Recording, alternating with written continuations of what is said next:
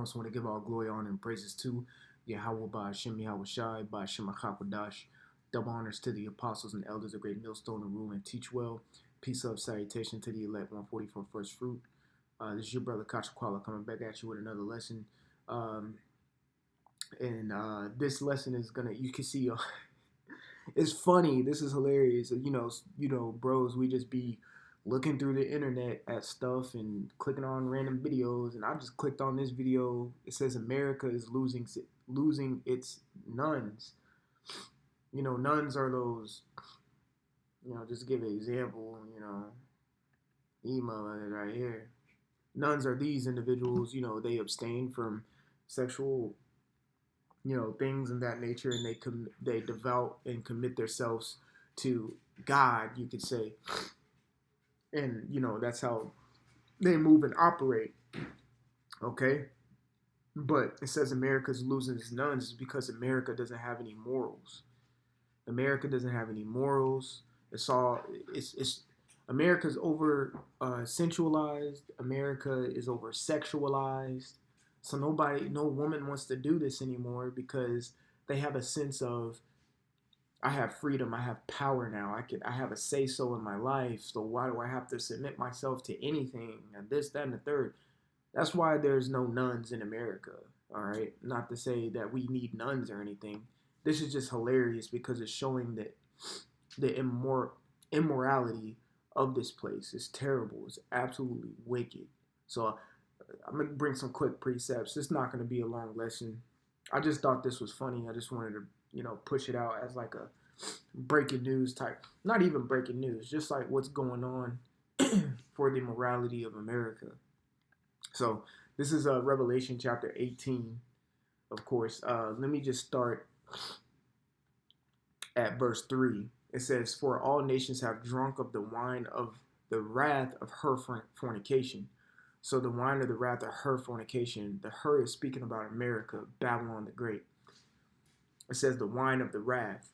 And the wine of the wrath comes through, yes, literal physical wrath with bombing other nations and things of that nature, making weaponry and things of that nature. But the main thing I'm speaking about today is morals.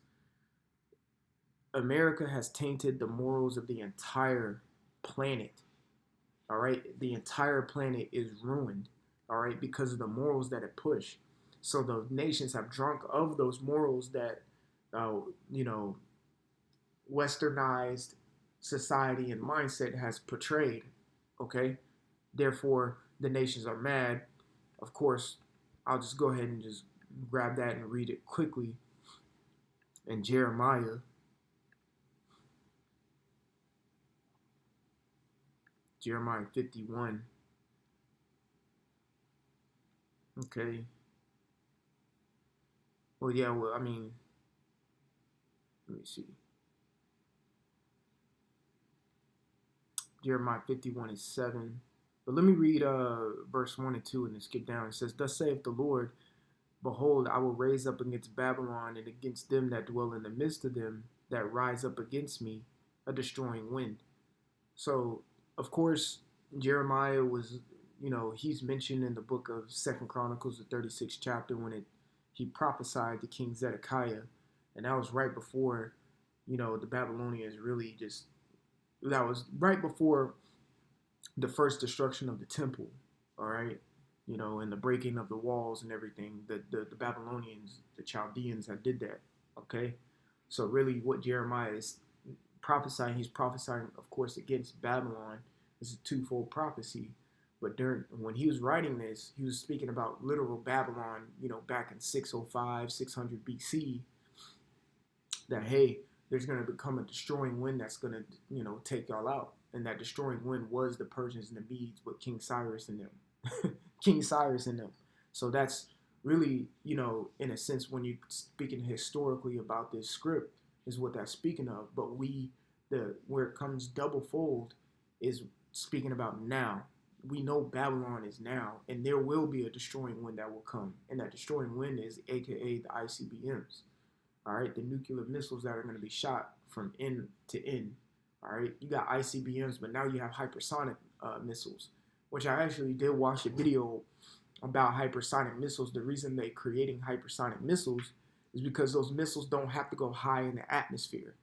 When a missile goes high in the atmosphere, it's easier detected and is detected quicker from radar and, of course, missile defense systems. With hypersonic, they don't go high in the atmosphere. So the time to where it's going to be detected is shorter. Therefore, it's not giving enough time for the country to retaliate. Therefore, they can't do anything about it. It's going to hit when it hits. By the time they detect it, the missile will probably already be 2 to 5 minutes away. And what can you do in 2 to 5 minutes? Absolutely nothing. All right. Verse 2, it says, and will send unto Babylon fanners. Thou shalt fan her, and shall empty her land, for in the day of trouble they shall be against her round about. Right. It says fanners. Now, when it's saying fanners here, that's it's not talking about missiles and destruction and things. Well, yeah, speaking about destruction, but fanners mean strangers. So when it says I will send Babylon fanners, it's saying I will send strangers. So some people from a foreign country to come and fan or destroy or literally strip away everything, because I think that's what that word fan means, meaning strip away everything and empty her land. That's what that's speaking about with the fanners. All right. It says, for in the day of trouble they shall be against her round about. And how is that twofold prophecy now? What? These other nations, the UN and things of that nature, it's not going to be American soldiers in the street running these American people. It's going to be fanners. It's going to be strangers from other countries to come in America and, take the corporation over, really. Okay? Because you got to understand, it's a business. Anyone could be a CEO of a business. It doesn't matter what the fuck your nationality is. If it's a business, you run a business. You know what I'm saying? All right, you could have some Elamite running a McDonald's, because McDonald's, yes, it's a corporation, but they have franchises. Meaning, if you gather up enough money, you can buy a franchise. You can buy a McDonald's if that McDonald's does good. And well, I'm here in Georgia, so we have a city called Smyrna. You may buy a McDonald's in Smyrna as a franchise. That's your franchise. If it starts doing good, you gather up enough money, you go set up a McDonald's in Atlanta. Now you have 2 franchises, and you do the same thing in Dunwoody. Now you have 3 franchises.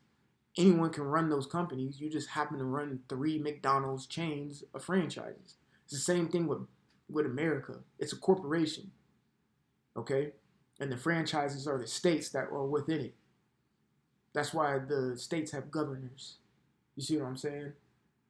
And then you have the overseer of all the franchises in there, which is the president. But that's still speaking low level, because we know who the elites are, who run the entire world. But that's just an example of these fanners, these strangers coming in. They can come in and set up shop if they want. UN can come in with French soldiers or whatever. I don't care. They can come in with their soldiers and set up shop and run the franchise of Georgia if they want to. You see what I'm saying?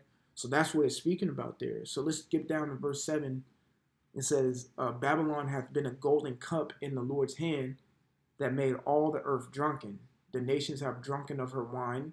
Therefore the nations are mad. So that just goes back to Revelation, the 18th chapter. Verse 3, where it says, for all nations have drunk of the wine of the wrath of her fornication. They're losing nuns because America has no morality. They have no morals. The leaders of America have blinded the people and ruined their minds. Therefore, the mass majority of these people have no hope, have no faith, have no game plan, have no conviction of purpose, have nothing. They can't even fucking critically think for themselves. They've totally stripped everybody of thinking for themselves, really.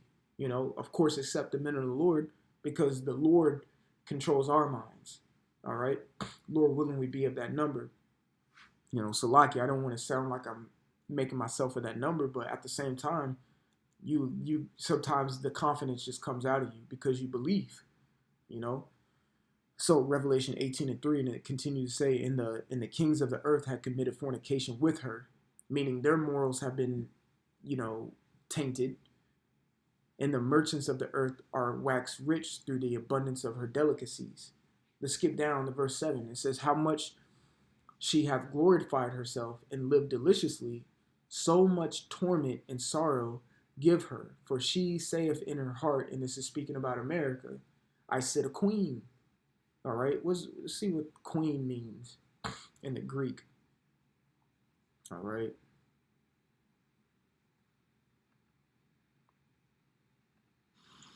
Strong's G 938. Basilisa. Basilisa. Basilisa, and that means queen, feminine. It's not really giving us any definition. Let's try to do some etymology real quick. Let's see what queen is there. Queen, it says a preeminent female noble, consort of a king, a female sovereign, woman ruling in her own right. Yeah, that's perfect. Woman ruling in her own right. When we know women, they don't have the right to rule on their own. That's why the scriptures tell you a woman shouldn't be gadding abroad freely and things of that nature when you read Ecclesiasticus 25th chapter, just loosely paraphrasing. All right? And that's why all these women today be like, yes, queen. Well, you tell them to go be a nun, they're like, well, I have my own rights and I can do what I want because it says woman ruling in her own right. And that's America. America is a woman ruling in her own right. So scriptures are always spot on with the word choice that it uses. That was just the Lord. He's spot on with the word choice that he used by saying, I sit a queen. All right? Because a queen means a woman ruling in her own right. All right? And we know America is the woman that sits on top of the beast. The seven-headed beast with the 10 horns. Okay? It says, am no widow and shall see no sorrow. And that's what you be hearing from these Americans. Oh, America, it's not gonna be destroyed. Yeah, it is, Playboy. It's just, they think America's gonna last forever, but they don't understand history. Every kingdom had its rise and fall. And we're experiencing the fall of America. Okay? Every kingdom. So there's nothing, the scriptures say there's no new thing on the earth. So it's nothing new to understand that this kingdom's going to fall. So get it through your head that this is not going to last forever. So let's get a precept to that. Isaiah 47:8 says, therefore hear now this, thou that art given to pleasures, America, that dwellest carelessly, America, that saith in thine heart, I am, and none else beside me. Exactly what it was saying here in Revelation 18:7. I shall not sit as a widow, neither shall I know the loss of children. Verse 9. But these two things shall come to thee in a moment, in one day. So Isaiah and John the Revelator are in the same spirit, because Revelation 18 says all of this of what Isaiah is saying right here. It says, the loss of children and widowhood, they shall come upon thee in the perfection of the multitude of thy sorceries, and for the great abundance of thine enchantments. Right. So there's no other reason why we see things like this. America is losing its nuns.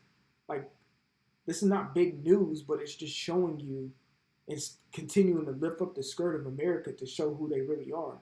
Because nuns, not pumping them up in any way, but nuns are women who have discipline.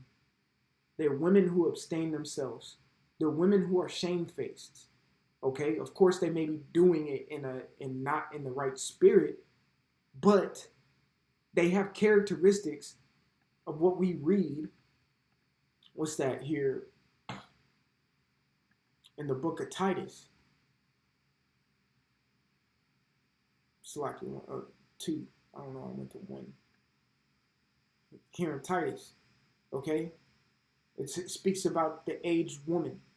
So I'm going to read it. Titus 2:3, the aged woman likewise, that they be in behavior as becometh holiness, not false accusers, not given too much wine, teachers of good things, that they may teach the young woman to be sober, to love their husbands, to love their children. And of course, nuns go off with that because every woman is supposed to have a man.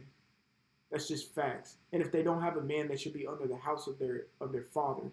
Because if they're not having a man or under the house of the father, they're in a harlot house, according to the scripts. And that's no good. Okay?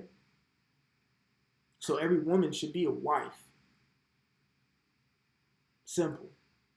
Wife and woman are synonyms to one another. When you look up the word wife, matter of fact, let's just look it up real quick.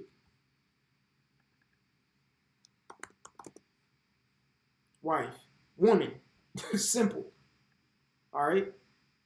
Wife, woman, female, lady, wife. See what else it says. Girl, babe. I mean, that's just pretty much what it is. Wife is a woman. So in order for you to be a wife, you have to have a man. All right. If you don't have a man, then you're just a woman. You don't take the title on of being a wife. Okay. All right. So women are supposed to want to have children. I think nuns don't even have sex. They don't, deal with men. They don't nothing. Which real talk in a sense is off.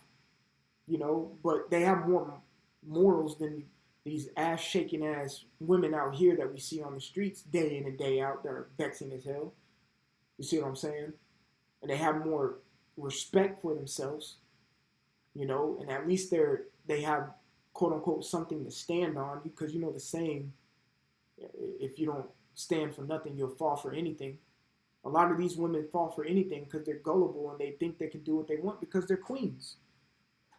They think they rule over themselves. You see what I'm saying? That's why little things like this are intriguing to a spiritual man's eyes, because it's like, yeah, we can see the moral deception that America puts out. That's why they have a lack of nuns. Not to say nuns are a necessity, you know, but that's why they have a lack of nuns, because what this is showing is a lack of morals in America. You see? So I won't be too long-winded. I want to give all glory, honor, and praises to Yahweh, Ba'ashim, Yahweh Shai, Ba'ashim, Achakadash. Double honors to the apostles and the elders of Great Millstone who rule and teach well. Peace, love, salutation to the elect 144 first fruits. Brother Kasha Qual, until the next time, I'm going to say shalom. And like always, repent, for Yahweh Shai is coming back sooner than what me and you believed. Shalom.